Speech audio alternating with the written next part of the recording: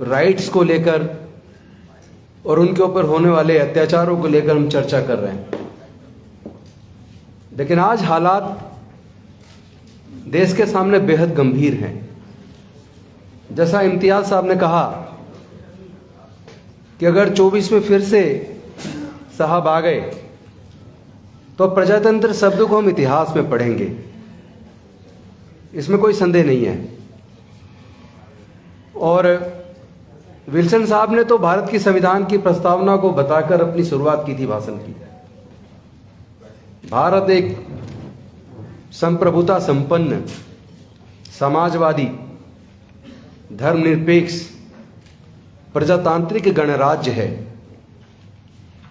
लेकिन मुझे लगता है ये किताबों में है, ये संविधान में है, ये भारत के संविधान की मूल भावना है। This is basic structure of Indian constitution which can not be amended under article 368, but in spite of the whatever is happening in India we have to see it. जो देश में हो रहा है हमें देखना होगा। जब नए संसद भवन का शिलान्यास हुआ था, मैं उस घटना की तरफ आपको ले जाना चाहता हूं। भारत का कोई अपना एक धर्म नहीं है। भारत की सरकार का कोई अपना धर्म नहीं है।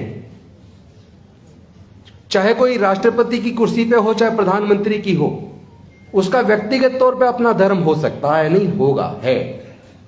वो अपने घर के कोई आयोजन करे, कोई कार्यक्रम करे, वो अपने धर्म के धर्मगुरु को बुला के संस्कार करे, हमें कोई एतराज नहीं है। लेकिन देश की संसद किसी व्यक्ति की नहीं है, किसी पॉलिटिकल पार्टी की नहीं है। उस संसद का जब शिलान्यास होता है और उसमें केवल एक धर्म विशेष के धर्मगुरुओं को बुलाया जाता है, ब्राह्मणों को बुलाया जाता है, संस्कार कराया जाता है, उसमें सारे देश की पॉलिटिकल पार्टियों का चुप्पी साध लेना किस बात का डर है?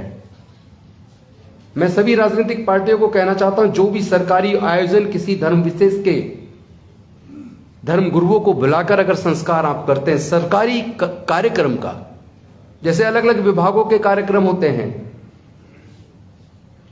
चाहे वो संसद का शिलान्यास हो या राज्य की विधानसभा का शिलान्यास हो, चाहे जल बोर्ड के किसी भी स्टेट के किसी नए कार्य का उद्घाटन हो या किसी भी बिल्डिंग का उद्घाटन हो, उसमें सरकार किसी धर्म विशेष के धर्म गुरु को बुलाकर अगर संस्कार करती है तो वो देश के साथ धोखा है, भारत के संविधान के साथ धोखा है।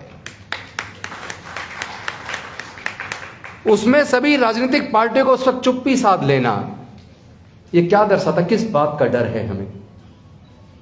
जब आप वोट लेते हो तब डर नहीं है, और जब एक पार्टी जो केंद्र में सत्ता में जब इस तरह का आयोजन करती है, देश के संविधान के साथ, प्रजातंत्र के साथ धोखा करते, तो आप चुप्पी साध लेते हैं। यह नहीं चलेगा।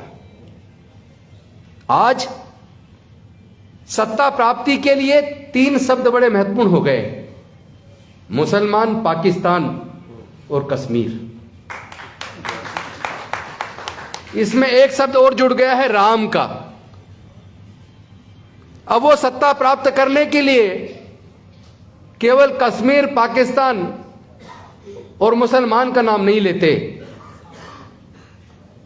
बल्कि सत्ता प्राप्त करने के लिए राम को एक हथियार के तौर पर ही इस्तेमाल नहीं कर रहे हैं।